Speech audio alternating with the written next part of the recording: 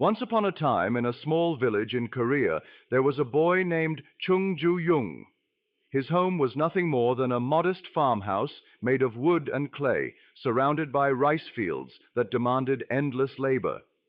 He was the eldest son in a poor farming family, and every day of his childhood was marked by hunger, hard work, and the expectation that he would simply grow up to follow in his father's footsteps.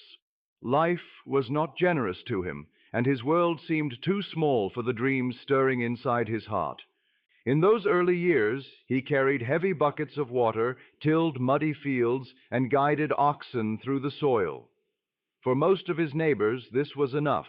To eat, to survive, to keep the tradition alive, such was the rhythm of rural life. But even as a child, Chung Ju-Yung felt something different. He would pause in the fields and look at the horizon, wondering what lay beyond the mountains that encircled his village. His hands worked the farm, but his mind wandered to cities, machines, and futures he could not yet name. His father wanted him to accept his place. "You are a farmer's son," his father would say, "and a farmer you will remain." But the boy's heart argued otherwise. He wanted to learn, to explore, to break free of the invisible walls of poverty. And though he had no riches, he discovered a treasure that would change his fate: books. In his village, books were rare, but whenever he could, he walked miles to borrow one. He read by the dim light of an oil lamp late at night, even after long days of work. He read stories of men who had risen from nothing, men who had built new worlds with their minds and hands. One book in particular, Self-Help by Samuel Smiles, made a deep impression on him. It spoke of perseverance, of character, of how great lives were not gifts, but results of effort. Each page whispered to him, "Your life can be more than this." Those words became the sparks that lit the fire of his ambition. But dreams do not erase hardship. His family's poverty was heavy, and many times he thought he might never escape. Yet hardship, instead of destroying him, became his teacher. Every empty bowl at dinner reminded him that he must fight for more. Every scolding from his father, every blister on his hands, every tear of frustration became fuel. He learned early that struggle could either break a man or shape him, and he chose to be shaped. When he was old enough, he left home, clutching little more than hope. His first steps into the world were not easy. He worked as a laborer, carrying stones and timber, his back aching under the weight. He became a clerk in small businesses, earning just enough to survive. Each job taught him something: discipline, calculation, responsibility. But still, he yearned for more. He wanted to create, not just serve. He tried his first business, a rice shop. It failed. He tried another trade, and it failed again. Each time the people around him laughed. They said, "You are just a farmer's son. You will never succeed." But where they saw humiliation, he saw lessons. He learned how markets worked, how money flowed, how customers thought. Failure became his silent mentor, teaching him lessons no classroom could.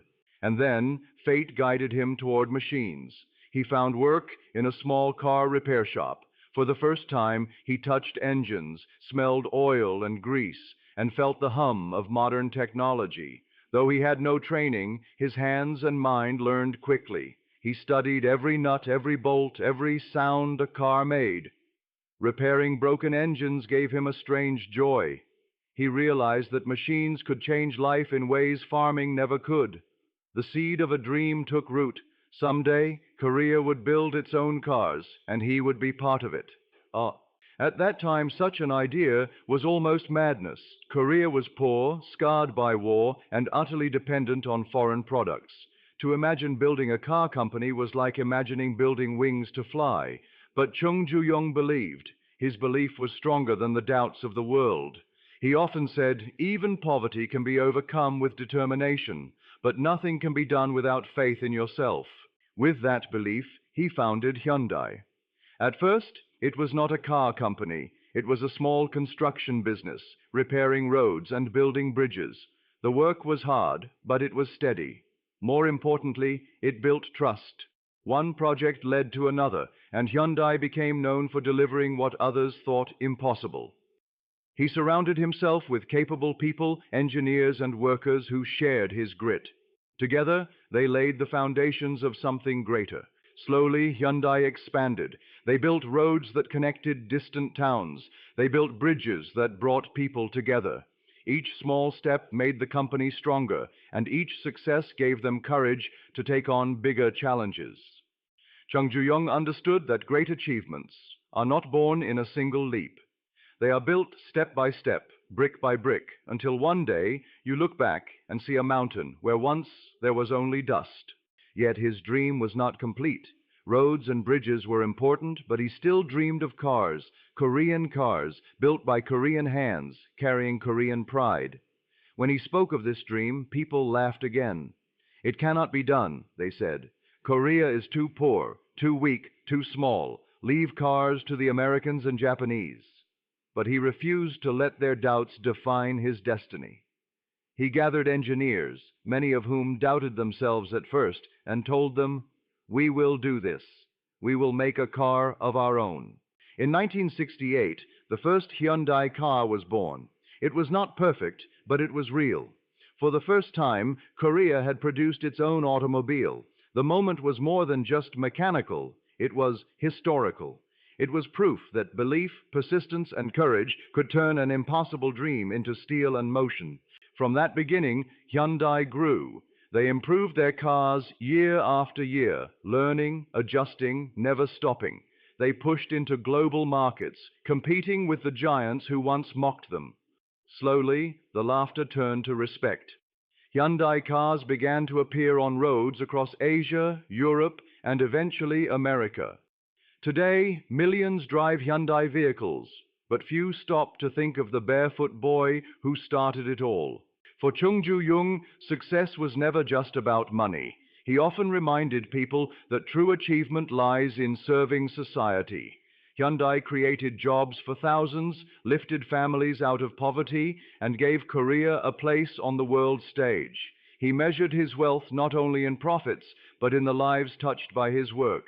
To him, every car on the road was a moving symbol of hope, a reminder that Korea could rise from hardship and stand tall among nations. Even at the height of his success, he never forgot his humble beginnings. He spoke often of his childhood, of the hunger and struggles that had forged his spirit. He believed that poverty, rather than being a curse, had been his greatest teacher. It taught him endurance, it taught him resourcefulness, and it gave him the fire that carried him through the storms of life. His story teaches us many lessons. First, that humble beginnings can ignite the greatest dreams. Second, that education and self-learning are powerful even when resources are scarce. Third, that persistence matters more than background, for no failure can stop a man who refuses to quit. Fourth, that hardship, when embraced, can become the fuel that strengthens us. Fifth, that no great vision is built alone. We must surround ourselves with capable people. Sixth, that belief in one's dream must be stronger than the doubts of others. Seventh, that small steps build the path to great achievements. Eighth, that serving society through innovation brings lasting respect. And finally, that true success is not wealth alone, but the legacy you leave behind. Today, when we see a Hyundai car driving down the road, it is easy to forget the story behind it. It is easy to see only a brand, a machine, a product. But behind that car is the journey of a boy who once had nothing, who dared to dream beyond his rice fields, who fell many times but always stood again, and who believed in himself when no one else did. His story is a reminder to us all that no dream is too big, no obstacle too heavy, and no beginning too small when matched with courage and determination. Chung Ju-Yung's life was a road built from mud to steel, from hunger to hope, from a poor farmer's son to the founder of one of the world's great car companies. His story is not only about Hyundai. It is about what it means to dream, to fight, and to build something that outlives you. And so, when you think of Hyundai, do not only think of engines or wheels. Think of a barefoot boy in a muddy village looking to the horizon, daring to believe that his life could be more. Think of his persistence, his failures, his faith, and his triumph. For that is the true engine that powered Hyundai into the world. And perhaps his story is also an invitation to you. No matter where you begin, no matter how small your resources, no matter how many times you have fallen, your dream too can grow. Your humble beginnings can ignite something greater. Your hardships can fuel your journey. And if you believe strongly enough, persist faithfully enough, and work tirelessly enough, then you too can build a legacy that moves the world forward.